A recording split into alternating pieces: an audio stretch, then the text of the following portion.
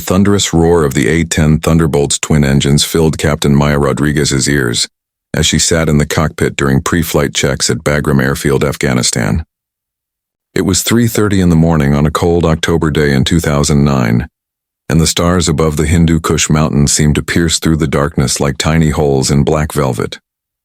She had been flying combat missions for 8 months now, but the weight of what she carried never got lighter. Tonight would be different, though. Tonight would change everything. Before we dive in, tell us where in the world are you watching from? If you enjoy stories like this, make sure to hit that subscribe button, because tomorrow's episode is truly mind-blowing. Let's get started. Maya had dreamed of flying the A-10 Warthog since she was 12 years old, watching air shows with her father in Texas. The ugly, brutal, beautiful machine with its massive GAU-8 Avenger cannon mounted in its nose had captured her imagination completely. But when she entered the Air Force Academy in 2001, the instructors had laughed at her ambitions. The A-10 was a close air support aircraft, they said. It flew low and slow, taking heavy fire to protect troops on the ground. It wasn't a place for women. Too dangerous, too physical, too demanding. She would break under the pressure, they insisted. She proved them wrong at every turn. Top of her class in flight school. Perfect scores on her gunnery tests. Nerves of steel during high-stress simulations. When she finally got her assignment to fly the A-10 with the 74th Fighter Squadron, some of the old guard pilots still muttered their doubts. They watched her every move, waiting for her to fail, to crack, to prove their outdated theories correct. The radio crackled to life, breaking through her memories. The voice of Major Thomas Webb, the tactical operations controller, came through with unusual urgency. A special forces team, call sign Razor 3-2, had been conducting a reconnaissance mission in the Korangal Valley when they stumbled into a hornet's nest. Intelligence had missed a major enemy staging area, and now 12 American soldiers were pinned down in a dried riverbed with over 200 hostiles closing in from 3 sides. They had maybe 40 minutes before they would be completely overrun. Maya's wingman, Captain Jake Sullivan, checked in over the radio. His A-10 was ready. They had been assigned as the quick reaction force for the night, engines warm, weapons hot, ready to launch at a moment's notice. This was that moment. Maya ran through her final checks with practiced efficiency. Throttle set, flight controls free and correct. Weapons armed. The GAU-8 cannon held 1,150 rounds of 30mm armor-piercing incendiary ammunition. Each round was the size of a milk bottle and could tear through armored vehicles like paper. The tower cleared them for immediate takeoff. Maya pushed the throttles forward and felt the familiar surge of power as the 2 General Electric turbofan engines spooled up to full thrust. The heavily armed aircraft rolled down the runway, gathering speed, and then lifted into the darkness. Sullivan fell into formation on her wing as they climbed toward the mountains. The flight to the Korangal Valley would take 18 minutes. The Special Forces team might not have 18 minutes.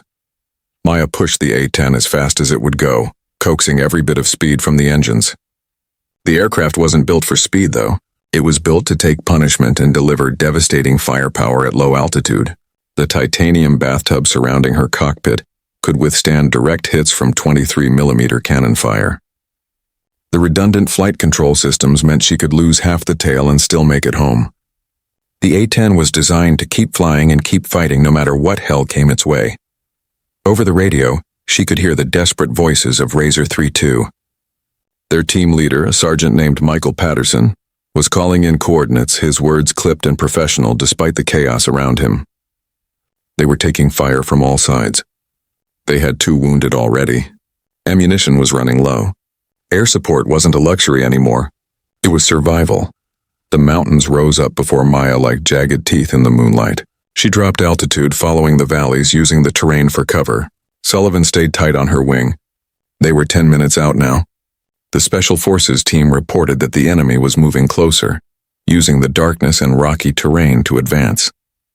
Patterson estimated they were now facing nearly 300 hostiles. It wasn't just a random patrol. This was an organized fighting force, well-armed and well-trained. Maya checked her weapons one more time. Besides the cannon, she carried 6 AGM-65 Maverick missiles, 2 AIM-9 Sidewinder air-to-air missiles for self-defense, and a full load of high-explosive rockets. but in close air support, especially danger close when friendlies were within meters of the enemy. The cannon was king. The JAW-8 could fire up to 4,000 rounds per minute with surgical precision. In the hands of a skilled pilot, it could draw a line of destruction within meters of friendly forces without touching them. 5 minutes out, Patterson's voice came through again. Calmer now, but with an edge of steel underneath. The enemy had begun their final assault. They were using mortars, rocket-propelled grenades, and heavy machine guns. The Special Forces team had formed a tight defensive perimeter in a small depression in the riverbed, using their vehicles for cover, but it wouldn't hold much longer. They needed those A-10s now. Maya keyed her radio. Her call sign was Hog-21. She told Patterson to mark his position with infrared strobes. Through her night vision display, she would be able to see the friendly position clearly. Anything else that moved would be the enemy. Patterson confirmed. Strobes going up now. Maya armed her cannon and began her descent into the valley. The Korengal was called the Valley of Death by the soldiers who fought there. Steep mountains on all sides, limited escape routes, perfect terrain for ambushes. Maya could see the infrared strobes now, a tight cluster of lights in her display, and around them, the thermal signatures of hundreds of enemy fighters, moving in coordinated groups, tightening the noose. She rolled the A-10 into a steep dive. Lining up her first gun run from north to south, Sullivan would come in from the opposite direction, catching the enemy in a crossfire. The targeting computer fed her precise information about wind, altitude, and trajectory. But at the end of the day, flying the A-10 in close air support was an art as much as a science. It required instinct, feel, and absolute confidence in your abilities. Patterson called out the closest threat. A group of about 40 fighters advancing from the eastern ridge, less than 50 meters from the American position. Danger close, Maya acknowledged. She had done this 100 times in training, dozens of times in combat, but never with this many enemies, never with the stakes this high. She pressed the trigger. The JAW-8 erupted with a sound like the sky tearing apart. The recoil was so powerful it actually slowed the aircraft. Tracers screamed down from the sky, every fifth round burning bright so she could walk her fire onto the target.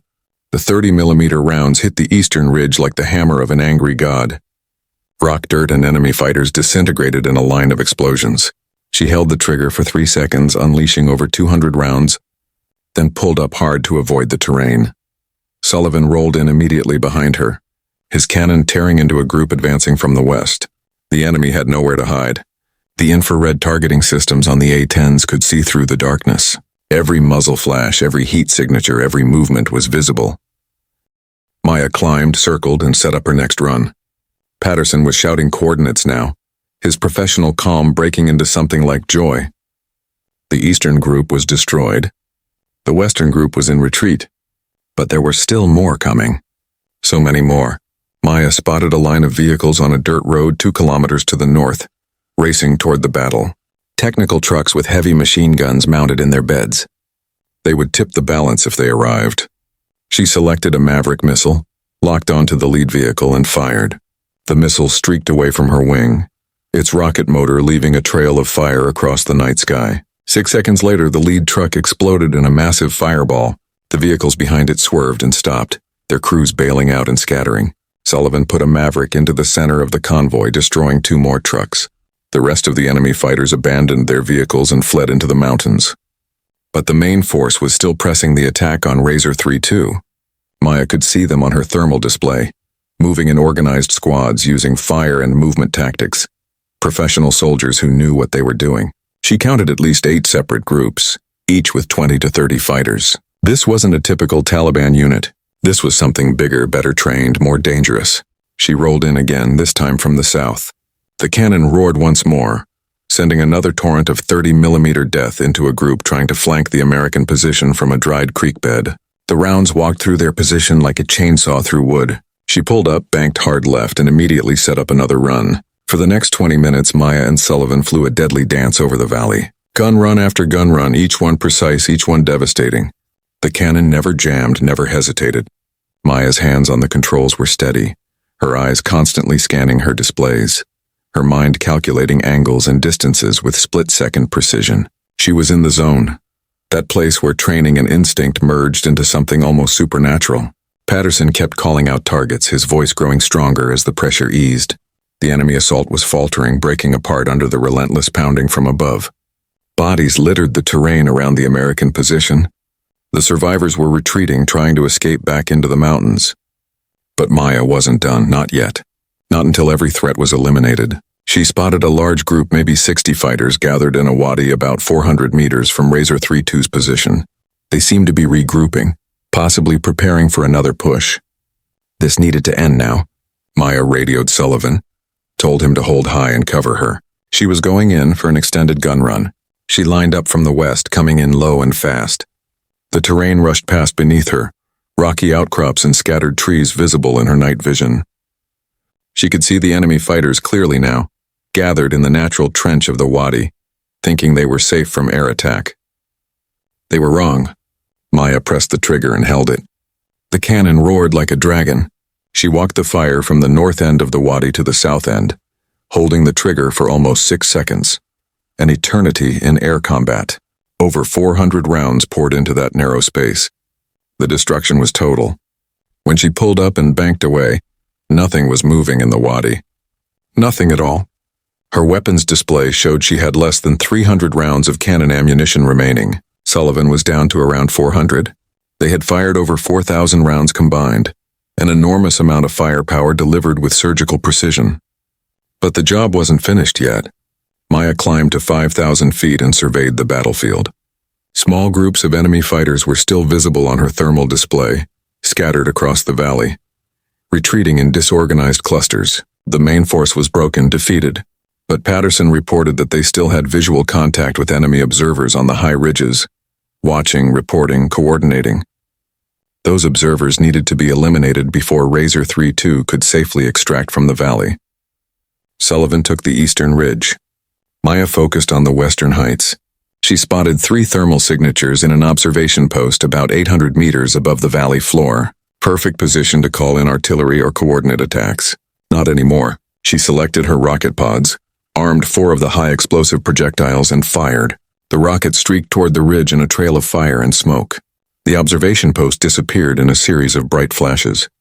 Sullivan cleared the eastern ridge with similar efficiency. The valley fell quiet.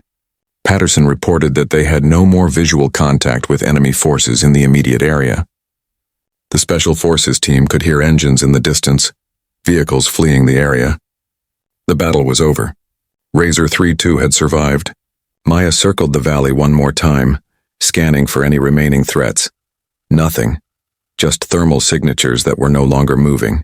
The mathematics of the engagement ran through her mind almost automatically. 12 American soldiers against over 200 enemy fighters, pinned down in an impossible position, and they walked away because 2 A-10 pilots, one of them a woman the old guard said couldn't handle the mission, delivered precision devastation from above. The flight back to Bagram was quiet. Maya was exhausted, her flight suit soaked with sweat despite the cold air. Her hands ached from gripping the controls. Her eyes burned from staring at displays for over an hour. But she felt something else too. Pride. Vindication. Proof that skill and courage had nothing to do with gender and everything to do with heart. They landed at Bagram as the sun was rising over the mountains, painting the peaks in shades of orange and gold. The crew chiefs who met them on the ramp stared in amazement at the A-10s. Both aircraft had expended almost all their cannon ammunition. The gun barrels were still hot, smoking in the cool morning air. Scorch marks from the rocket launches blackened the wings. These planes had gone to war and come back victorious. Maya climbed down from the cockpit, her legs shaky, and found Major Webb waiting for her with a satellite phone. The Special Forces team wanted to talk to her. She took the phone, pressed it to her ear, and heard Patterson's voice rough with emotion. He told her that she and Sullivan had saved 12 lives tonight. He told her it was the most impressive display of close air support he had seen in 15 years of combat. He told her that every member of his team wanted to shake her hand personally. And then he said something that made her eyes burn with tears she refused to let fall. He said that anyone who ever claimed women couldn't fly the A-10 in combat was a fool, and he would personally tell them so. The story of that night spread through the Air Force like wildfire. The mission reports detailed the engagement, the number of enemy fighters eliminated, the precision of the gun runs, the extended time on station despite heavy ground fire. Maya's flight suit took several hits during her runs, small arms fire that punched through the aircraft's skin, but was stopped by the titanium bathtub around the cockpit. She hadn't even noticed during the fight. She had been too focused on the mission, on keeping those 12 soldiers alive. The medal ceremony came 3 months later. Maya stood at attention while a general pinned the Distinguished Flying Cross on her chest, the Air Force's highest award for heroism in aerial combat. But the medal wasn't what mattered to her. What mattered was the letter she received from Patterson's 10-year-old daughter, thanking her for bringing her daddy home. What mattered was the email from a young cadet at the Air Force Academy, who said she now believed she could fly fighters too. What mattered was proving that when someone tells you that you cannot do something because of who you are, they are wrong. Maya continued flying combat missions for another 2 years, completing over 200 sorties in the A-10. She trained new pilots, both male and female, passing on everything she had learned. She eventually became a squadron commander, leading from the front, never asking anyone to do something she wouldn't do herself. And every time a new pilot climbed into an A-10 for their first combat mission, she told them the same thing. The aircraft doesn't care who you are. The soldiers on the ground don't care who you are. All that matters is skill, courage, and absolute commitment to the mission. Everything else is just noise. Years later, when Maya was teaching at the Air Force Weapons School, a young female student asked her if it was true that she had fired 4,000 rounds from an A-10 in a single engagement. Maya smiled and corrected her. That was the combined total for both aircraft that night. She had personally fired about 2,200 rounds. The student's eyes went wide. 2,200 rounds. How did it feel? Maya thought about that question carefully before answering. She said it felt like doing exactly what she was trained to do, what she was born to do, regardless of what anyone else thought was possible. That was the only answer that mattered. That was the only answer that would ever matter.